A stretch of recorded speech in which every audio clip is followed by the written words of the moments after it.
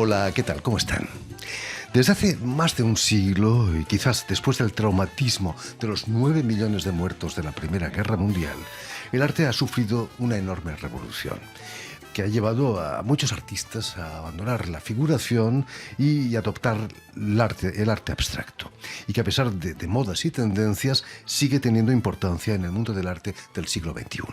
En este sentido, el artista argentino Martín Reina participa en la exposición Extensión del dominio de lo abstracto, que se inaugura el próximo 23 de enero en la Galería Bessières, situada en un palacete de la llamada Isla de los Impresionistas, en los meandros del Sena, a pocos kilómetros de París. Je suis Martin Reina, artiste peintre.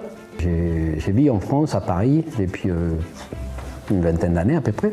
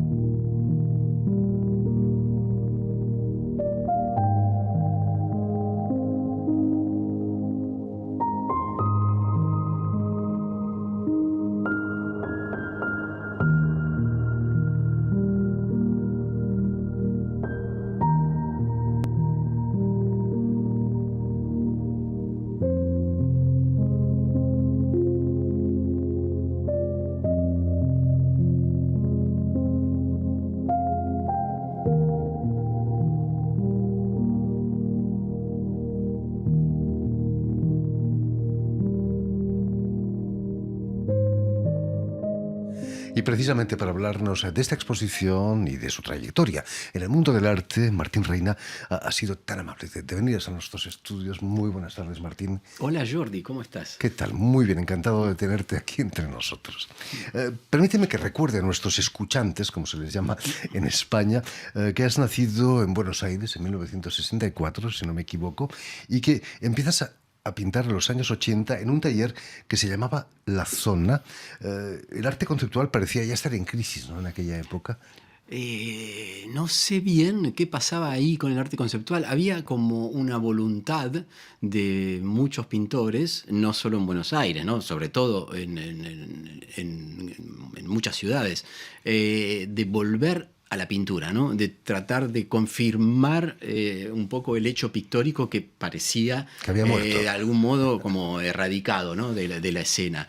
Entonces, de un modo nosotros queríamos pintar y nos apropiamos un poco de esta voluntad más general de reivindicar la pintura para apoyar el hecho de querer pintar. Supongo que hubiéramos querido pintar en cualquier otra época de la historia, pero el momento era como propicio para confirmar ese hecho pictórico frente a todos esos años de arte conceptual en los que la pintura se había un poquito desfigurado de la escena, ¿no? ¿Cómo era ese taller La Zona? Justo después de la llegada de la democracia, ¿no? Claro, justamente, sí, coincide después de la Guerra de Malvinas y de la caída de los militares. O sea, el lugar era un sótano en el centro de Buenos Aires. Creo que era un lugar, yo tengo recuerdos vagos, pero hay algunas imágenes, algunas fotos que me lo recuerdan, ¿no? Un lugar que se inundaba con frecuencia, que tenía una luz muy, muy baja, ¿no?, y que ni siquiera teníamos nosotros una instalación de luz eléctrica para compensar la poca luz del lugar. Y ahí mismo se hacían las obras y después se mostraban las obras en una suerte de performance o fiestas o sorteos o subastas. Entonces era un ambiente bastante intenso, atractivo, porque llamaba mucho la atención, al menos de un cierto circuito del arte que emergía en esos años.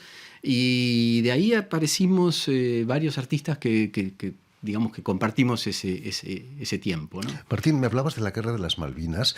Te marcó tanto que llegaste a pintar un cuadro con el hundimiento del Belgrano, me habías contado. Sí, en realidad yo utilicé una imagen de la Segunda Guerra Mundial, del hundimiento de un barco que no era para nada el Belgrano, para demostrar, digamos, un poco la tragedia de esta guerra. Era una época en la que yo mismo tenía que hacer el servicio militar, en la que muchos de mis amigos habían sido convocados para el servicio militar o para ir a la guerra. Entonces toda nuestra generación está un poquito, más que un poquito creo, muy sensibilizada con esos episodios, de manera que yo quería pintarlos. No tenía muchas imágenes reales de la guerra, entonces utilizaba imágenes de la Segunda Guerra Mundial para traspolarlas a la Guerra de Malvinas. Esas grandes catástrofes militares cambian el curso de la historia del arte, ¿no? Estábamos hablando de la Primera Guerra Mundial, de la Segunda Guerra Mundial. Quizás la Guerra de las Malvinas también influenció el arte argentino, ¿no? Supongo que la salida de esa guerra y la vuelta a la democracia fue un momento bastante fuerte, ¿no?, para una cierta escena del arte argentino. Creo que culturalmente Buenos Aires en esos años fue una ciudad muy dinámica, ¿no?, y muy interesante. Creo que hay una especie de reacción, ¿no?, a haber sentido durante varios años una suerte de imposibilidad pública, ¿no?, de una imposibilidad de encontrar los lugares a donde las obras pueden ser vistas. Y frente a esa censura o silencio aparecen estas épocas en las que los artistas tratan de emerger con una fuerza que es atípica a veces, ¿no? Y esto fue lo que sucedió en Buenos Aires en aquella época.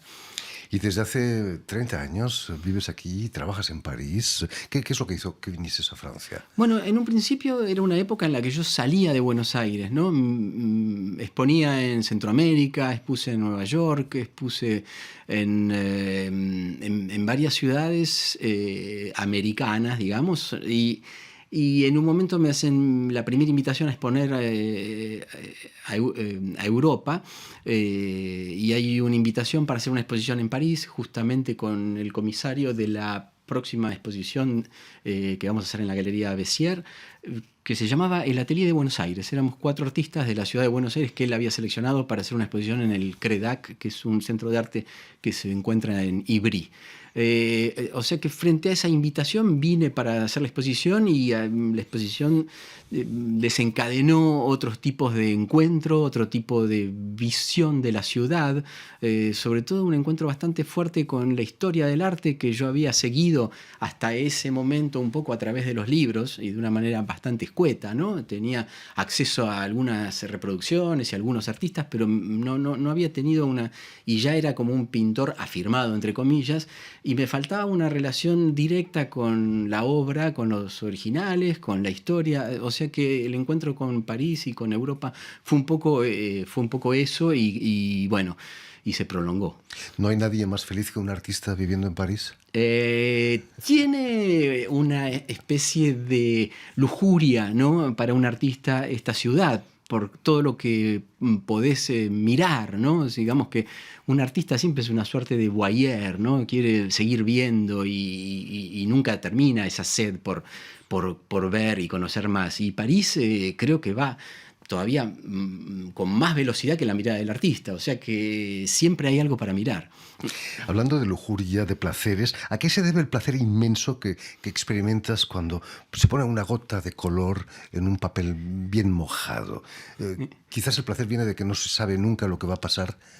Lo que yo siento en ese momento es una especie de magia o química entre los elementos, ¿no? Me da la impresión de que, de algún modo, yo pongo en escena una relación entre 2 elementos naturales, o sobre todo uno, que es el agua, y 3 elementos, diríamos, el color y el papel, ¿no? Entonces me quedo como, al mismo tiempo que protagonizo la acción, me quedo observando lo que va pasando, ¿no? Es como un trabajo de acción y observación simultáneo, porque estoy mirando una suerte de encuentro entre los elementos que es totalmente imprevisible, que yo no había calculado. Podía haber calculado qué color usar o qué papel usar, pero hay una gran parte de lo que sucede entre esos elementos que es como una sorpresa para mis ojos.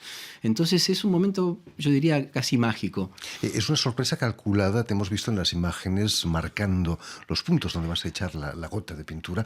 Hay una cierta ciencia detrás de eso. Hay una ¿no? cierta racionalidad y organización del espacio que de algún modo la acción del agua en el encuentro con el color desmienten, porque si bien siguen ciertas pautas de líneas que yo voy como diseñando con el agua, hay ciertas pautas que no siguen. O sea que es una suerte de control y accidente, ¿no? Se dan las dos cosas al mismo tiempo, y creo que es ahí, en ese equilibrio entre el accidente y el control, a donde yo me siento como interpelado, ¿no?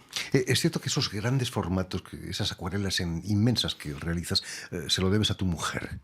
Bueno, ella fue la primera persona que me propuso que yo haga unas suertes de acuarelas que hacía, que eran minúsculas, en un tamaño mayor, ¿no? Y vino un día con un rollo de papel para acuarela de 10 metros de largo, ¿no? Y en ese momento empecé a cortar unos papeles de por lo menos 2 metros, 2 metros y medio. O sea que fue como una gran sorpresa encontrarme, digamos, tirarme a esa pileta del color y el agua, ¿no? ¿Cuál ha sido la acuarela más grande que has realizado? Quizás en la exposición en la Casa de América Latina hace unos años. Tal vez esa es muy probable, porque la altura era la sala Miguel Ángel Asturias, que tiene una altura de como de 4 metros o más. O sea que si bien la dimensión de la sala no es gigante, tendrá 40 metros cuadrados, o un poco menos, no, un poco menos tal vez, pero la altura me pareció realmente vertiginosa, porque había que llegar hasta los 5 metros y lanzar el color desde ahí arriba, ¿no? Porque en la instalación que estamos viendo en la Chapelle en la Chapelle de Clairefontaine estaba en un pasillo de 20 metros de largo, ¿no? Que era bastante extenso, o sea, tenía 2 paredes de 20 metros, pero la altura era de 2 metros, 2 metros y medio, lo que me resultaba más o menos manejable, ¿no? En la Maison d'Amérique Latine el tema de la altura me superaba un poco, y creo que eso fue un desafío interesante. Terrible. Esa técnica del degoulinage, como se llama en francés, el chorreo, tiene algo de relación con la cerámica, ¿no? Porque luego cuando se seca nunca sabes qué va a pasar, ¿no? Como un objeto de cerámica que después del horno tampoco sabe lo que va a salir de allí, ¿no? Bueno, es como una cocción del color, digamos, ¿no? Yo elijo un color, lo pongo, lo miro con el agua y después se cocina solo, ¿no? En ese secado. ¿Muchas sorpresas o no? ¿O ya sabes más o menos por dónde van los tiros? Bueno, después de tantos años de manejar esos colores en relación con el agua, uno ya sabe de ciertas situaciones que pueden suceder. Pero bueno, las que va buscando son las que justamente no conoce, ¿no? O sea, para mí el desafío en términos de estética es siempre encontrarme con algo que no reconozco, ¿no? Como si hubiera un cuadro, una imagen o una situación de color que desmiente lo que yo ya sé, ¿no? Y ahí está el desafío. Y creo que en esa relación entre el color y el agua sí me sigue pasando eso, ¿no? Volviendo, Martín, a la exposición que inauguras el 23 aquí en la Galería Bossier, en la isla de los impresionistas, es un lugar extraordinario, ¿no?, para el arte contemporáneo. Es un palacete en una isla en el Sena, donde iban los impresionistas, imagino, a pintar, ¿no? Claro, será en todo caso un diálogo entre la abstracción y el impresionismo, tal vez, ¿no? Porque la persona que viene allí viene con una imagen de un lugar dedicado a los impresionistas, se va a encontrar con una gran muestra, porque somos más de 15 artistas, sobre la abstracción, ¿no? Creo que la abstracción es un modo de trabajo que está muy que está muy representado en este momento por varios artistas, pero que no siempre tenemos la oportunidad de ver una parte de esa escena en su conjunto, ¿no? Digamos, o sea, de ver a varios artistas que están actuando dentro del territorio de la abstracción al mismo tiempo, ¿no? Creo que en ese sentido, a varios artistas contemporáneos, ¿no? Porque estamos hablando de una abstracción actual. Somos todos artistas que estamos en ejercicio, ¿no? Entonces, creo que puede ser muy interesante mismo para mí, ¿no? Porque muchas actividades de estos colegas que van a estar en esta exposición yo no las conozco, o sea que va a ser confrontar un poco trabajos de una abstracción contemporánea dentro de una misma escena, ¿no? lo que creo que es parte de un trabajo que Philippe Cyrulnik, el comisario, viene haciendo hace años, que es reconocer ciertos artistas que operan en el territorio de la abstracción y tratar de enfocarles un spot de luz para que puedan ser vistos dentro de un contexto actual, ¿no? Estamos viendo imágenes de obras que presentas en esta exposición. Has dejado un poquito la ligereza de esas grandes acuarelas para concentrarte en pequeños cuadros con mucha materia, con muchos kilos de pintura, ¿no? Creo que la fascinación es como yo te decía un poco al principio, te hablaba del agua y del color, en realidad es por los elementos, ¿no? Por los elementos que pueden hacer una pintura, ¿no? Y de la misma manera que me fascina ver cómo el color se diluye en el agua hasta esa especie de invisibilidad casi, o de transparencia o de cosa mínima en cuanto al espesor y a la materia. Me interesa también ver lo contrario. Me gusta mucho ver qué pasa con la acumulación de materia y cómo el color se ve adentro de ese trabajo en el que se va produciendo, que se va desarrollando por acumulación, ¿no? Por acumulación y por cantidad de materia. Es un trabajo de largo aliento porque tarda mucho en secarse, pero no solo tarda mucho en secarse, tarda mucho en realizarse, porque entre capa y capa a veces tengo que esperar los secados propios de cada capa de pintura, y muchas de esas obras me pueden llevar, así sean muy pequeñas, me pueden llevar 3-4 años de trabajo, ¿no? Terrible, ¿no? El secado de la acuarela es mucho más rápido. ¿No tienes miedo que en uno de esos cuadros alguien meta el dedo? Bueno, si los cuadros están secos y meten el dedo, me pasó de exponer una vez un óleo fresco en una galería en el 14e en París, y una persona se sentó muy cerca y se le manchó el día de la inauguración todo su tapado con una obra que estaba colgada y que todavía no estaba seca, ¿no?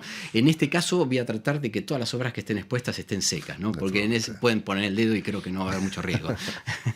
Cuéntanos, el título de la exposición es Extensión del dominio de lo abstracto. ¿Hasta dónde puede llegar el arte abstracto? Yo creo que no tiene límite, ¿no? Tengo la impresión, aparte estamos hablando de una abstracción que debe estar tan lejos de algún modo, tan lejos y tan cerca también, ¿no? De aquel origen de la abstracción. Dicen que la primera fue una acuarela, justamente una acuarela, de Kandinsky en 1913, aunque el tema es debatido, ¿no? Se le atribuye a él en ese momento un poco como ser el precursor de este dominio de la abstracción, pero es un dominio que se siguió extendiendo siempre hasta ahora, ¿no? Que ha pasado por diferentes modos de mostrarse, de hacerse, y que todavía creo que tiene mucho para decir, o al menos yo tengo la impresión, y por eso estoy allí y no me siento un artista completamente abstracto. Me da la impresión de que es un dominio en el que se puede operar todavía bastante.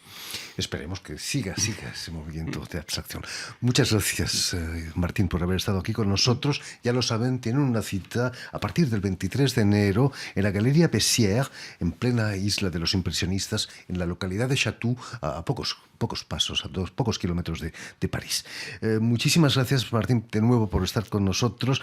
Permíteme también que dé las gracias a Tiffany Menta y a Julien Leng, quienes se han ocupado hoy de la realización del programa, y también saludar a nuestros telespectadores que nos siguen en todo el continente americano gracias a la cadena Unión Continental Latinoamérica, UCL para los amigos, y también los de la Red TAL, que reúne las televisiones públicas y también universitarias de América Latina. Y a ustedes, muchísimas gracias por su atención, y les damos cita para una nueva edición de El Invitado de Radio Francia Internacional. Je suis Martin Reyna, artiste peintre. Je vis en France, à Paris, depuis une vingtaine d'années à peu près.